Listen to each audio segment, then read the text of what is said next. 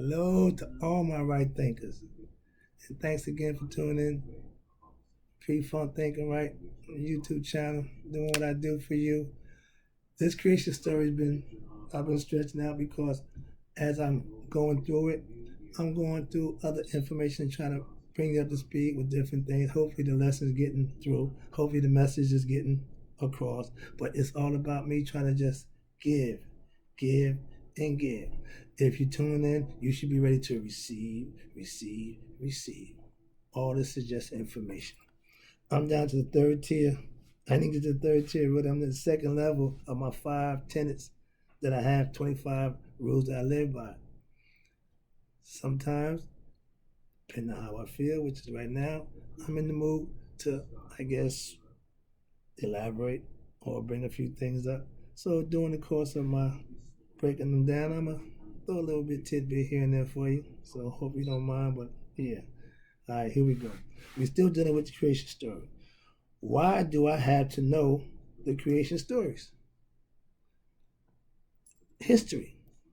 First of all, if we study our history, black people, I say we don't start in 14 something or 15. No, we go back when time was being reversed, like started 10,000 to 99. We go back to 5,500 at least. That's just being nice. But I say 10,000 because I know the Sphinx was then around over 10,000 years. We know that because of the zodiac sign, because of the Leo, because the constellation at that time was in Leo, and they ran the computer back to time. This constellation goes back to the sign of Leo. So again, my due diligence, I ain't just saying it to say, well, they said this. It's reasons for everything you say. And I try to give you a breakdown on that. So it gets a little long-winded sometimes. I apologize for that. But the purpose is to give clarity, to give understanding, concise information that you ain't just saying, well, he said. I'm going to give you a reason and purpose, hopefully break it down so that when you do pass it along, you can get the tidbit along with it and help you out a little bit. But if you really want to do your own due diligence, do your work. I do it all the time, but I'm trying to help you shortcut a little bit to help you be a better you. Watch this. Why do I have to know creation stories? Young people, watch this. It shows the power of God, but some still don't believe in God. If there's a creation story, it's going to be about what? God.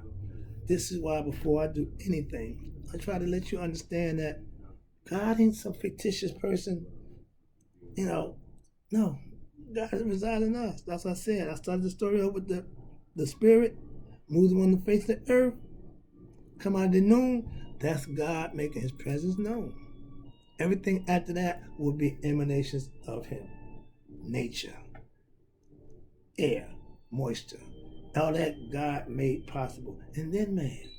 And then he got characteristics. He got personality that resides in you that you can learn about, that you can be aware. Set is the you know one about your ego, that id. If you let the ego run you, you ain't gonna make it. Okay? So what we claim now to be the bad or the devil or Satan, whatever you want to call it, we called it the ego. We called it the set. And in the afterlife, you have the snake called Apophis. We talked about him before too. He's a mythological story. He's a big serpent, a 50-foot serpent that tried to stop Ra in his quest in the underworld. Another story. Oh man, I got plenty of stories. I want to get to the storytelling part because that's the fun part for me. But before you get there, you want to give understanding. You want to give ideas and you want to give concepts that when you tell a story, at least they understand who the people that you're telling about in the story, they got to understand who they are. All these people reside in you. When I read that know thyself quotes, all those characters are inside us. We need to get to the one where he's know what he know. That's the wise man. That's the man you listen to. That guy who got a whole bunch of conversations who think he know but don't know. Don't waste your time with them. Them guys is hurting themselves most of all, but they can steer you down the wrong way too also. And a lot of times, them guys with the most mouth, they seem to be the most inspirational kind of people who people listen to. People tend to listen to them guys and they just lead people the wrong way. If you're going to have people listening to you, if you're a leader and you're leading, or you think you're leading, and you stop and turn around and see how the people who follow you, what's going on with them, how they, And ain't nobody there, you're not a leader. You're taking a long walk. Bingo. Leading means you have somebody following you. You just kiss, I'm a leader, and look around, ain't nobody following you, ain't leading. That's another part about being a leader or being somebody who people look up to and respect and listen to what they got to say. If you have people ear, if you got people interest, you should give them the money's worth. Don't shortchange them. Don't BS them. Give them the best you got. As an athlete, when you're performing, I don't care about wins and losses. I care about performance. I care about giving you all. And when you leave the court, when it's all said and done, if the guy beats you, shake his hand and get back to work to be better. Don't hate.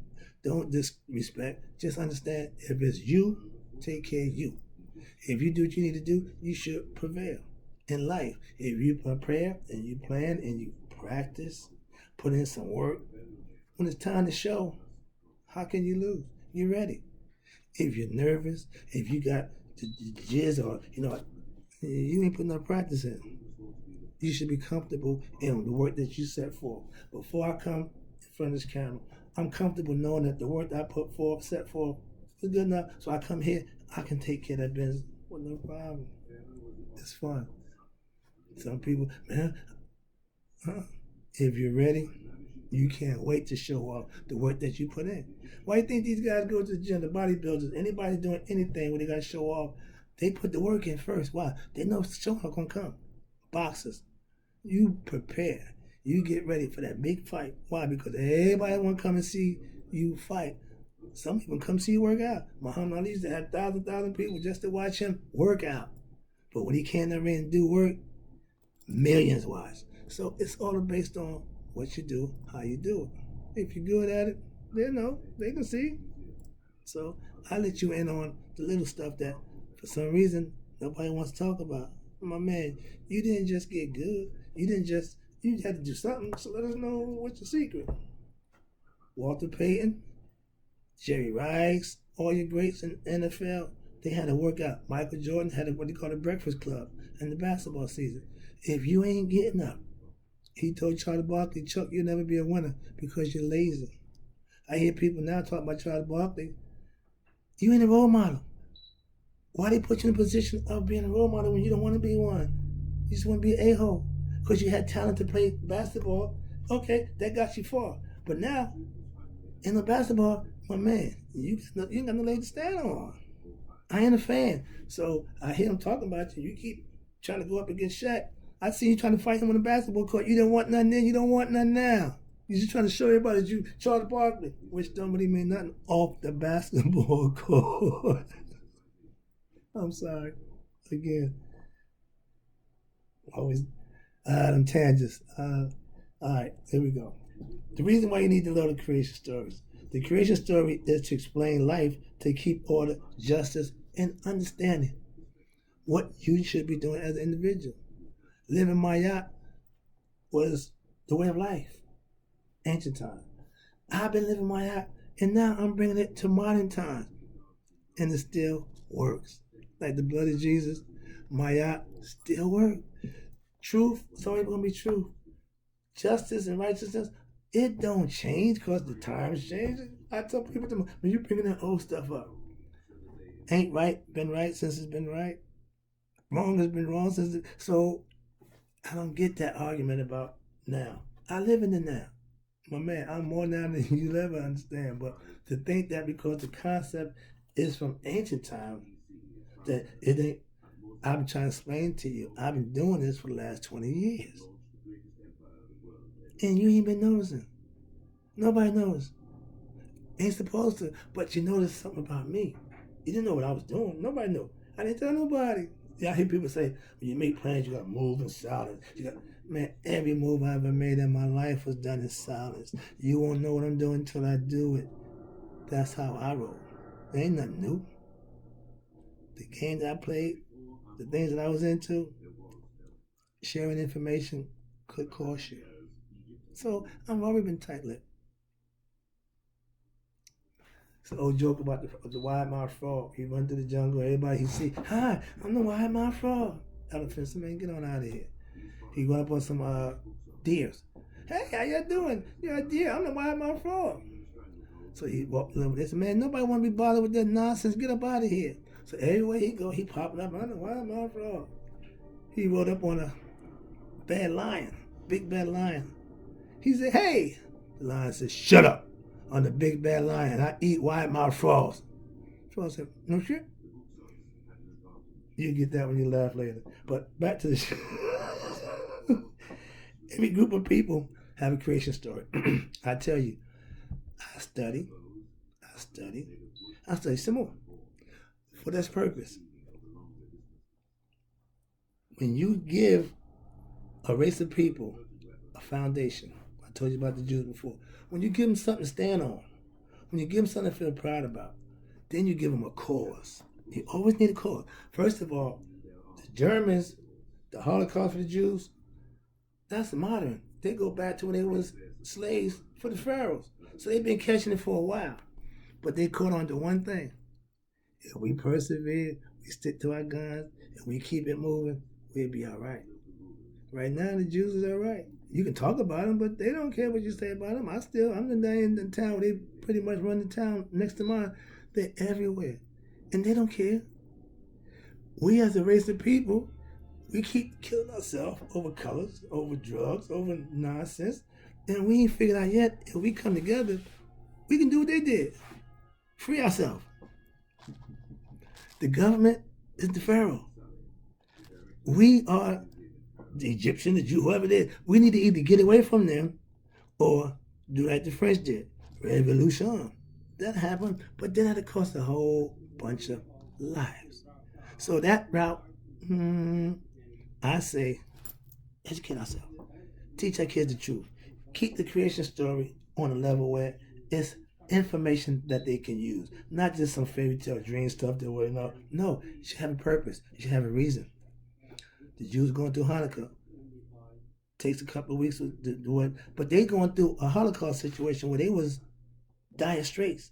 They got a purpose. They not celebrating, oh, Santa Claus coming and we was a good. And to tell the kids that, well, the kids need Christmas. No, you the parent. You need Christmas. Let it go. Be honest and be truthful. I'm sitting here now.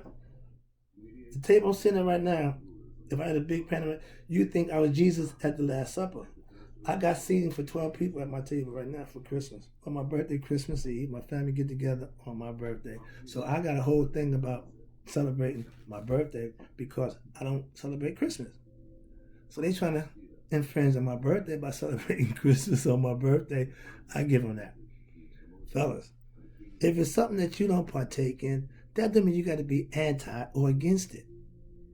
I give my wife the freedom to do whatever she sees fit. She give me the freedom to do what I do, so why should I stop whatever she's doing? Don't have no brains on me at all. Again, as a people, we need to get honest with our young children. I'm going into this holiday.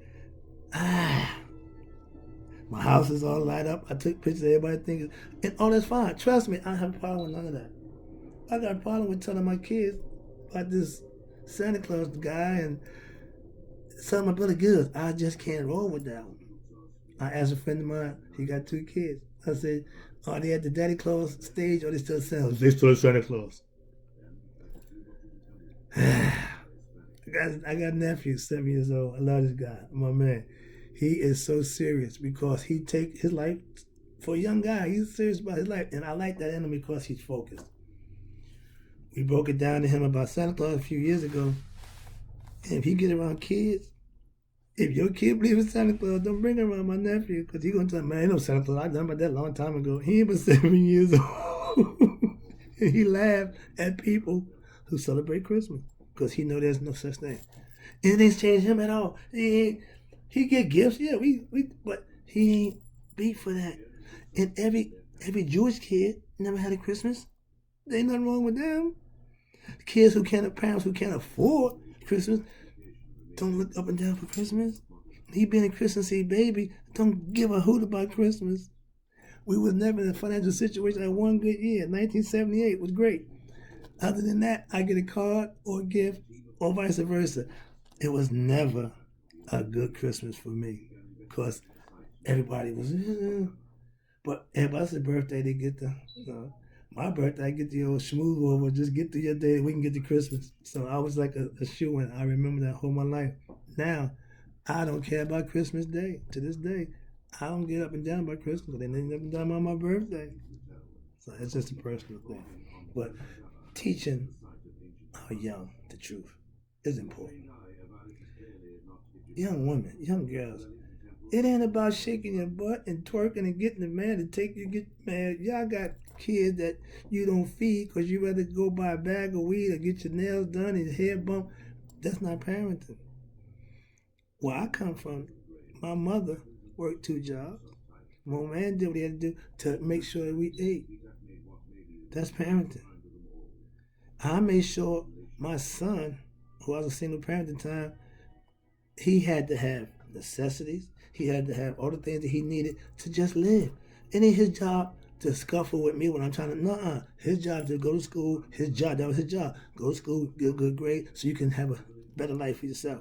What happened to that concept? It worked. I mean, I went to school, I got education, I came out all right. When we stop teaching, when we stop being honest, we lose the game of life with our kids, generation after generation. Generation X ain't Generation X no more. Generations, we know what they are now. They're not good. We can't just keep losing generation after generation. Think it's going to take care of itself.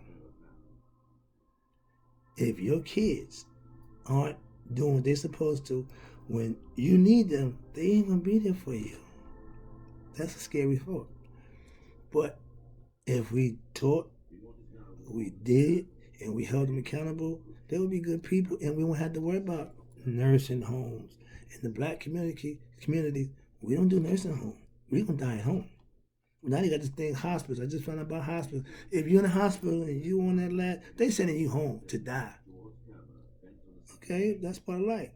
At a certain point, when death becomes imminent, you got to make a decision. You know it's coming. Are you ready? Spiritual enlightenment will get you ready for death.